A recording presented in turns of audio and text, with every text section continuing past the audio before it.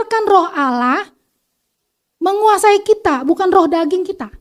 Dan bukan roh setan. Dan bukan kedagingan atau kemanusiaan kita. Jangan pernah. Karena itu akan menjadikan kita nanti kesurupan. Biarkan luaskan Tuhan. Tuhan ini saya. Penuhi saya. Kalau kita sudah sampai tahap yang ke-6. Masuk ke dalam pujian dan penyembahan. Kita menyembah. Sebelumnya kita harus menyembah juga dalam doa. Di nomor yang pertama tadi. Ya, dikatakan enggak usah dibuka di Yohanes 4 ayat 23 sampai 24 dikatakan Tuhan suka penyembah-penyembah yang benar yang menyembah dalam roh dan kebenaran. Ya, dia suka orang-orang yang menyembah dalam roh. Bukan menyembah sekedar nyanyi, tapi menyembah dalam roh. Rohnya ikut bernyanyi, bukan sekedar otaknya bernyanyi mulutnya, tapi rohnya, hatinya ikut bernyanyi. Dulu gembala saya seorang pemusik. Dia selalu mengajarkan. Dia main keyboard sambil dia menyembah. Ya kan? Haleluya. Apalagi waktu saya di sekolah Alkitab, guru saya, dosen saya, guru sekolah Alkitab yang namanya pimpinan sekolah Alkitab juga namanya Pendeta Yosminanda.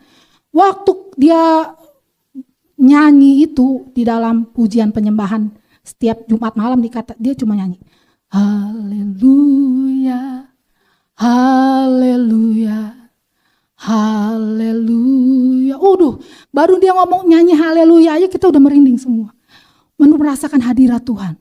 Kita langsung nangis seluruh aula dia itu, anak tingkat 1 dan tingkat 2. Nyanyi semua. Kita merasakan ada urapan. Beda ya, merinding karena roh setan atau merinding karena roh Tuhan beda. Itu membawa dampak kita kepenuhan roh. Makanya kita jadilah jemaat double C yang suka menyembah. Gak perlu kita pinter nyanyi. Nyanyi tapi kalau hatinya gak nyembah gak percuma. Makanya singer-singer saya sisir. Hidup harus kudus, saya selalu tekankan. Ya, kudus. Ya, jaga hidupmu. Saya gak tahu, hanya Tuhan yang tahu. Terakhir, ayat Galatia 5 ayat 16 sampai 17. Ya, ini penutup. Galatia 5 ayat 16 sampai 17. Maksudku ialah hiduplah oleh roh, maka kamu tidak akan menuruti keinginan daging. Ketika roh Allah hidup memenuhi kita penuh, kan kita mengalami baptisan roh, tidak akan mengikuti kita keinginan daging. Sebab keinginan daging berlawanan dengan keinginan roh. Ya. Seperti Paulus bilang, aku ingin berbuat baik, tapi yang keluar malah jahat. Seperti bos saya dulu, mantan bos saya bilang, Ria, saya sebenarnya mau nggak marah-marah nih Ria, tapi kenapa ya bawaannya marah, mulu maki mulu ini mulutnya. Ya berarti Bapak belum dipenuhkan roh dong, ya kan? Karena keinginan daging terlalu kuat untuk melawan keinginan roh.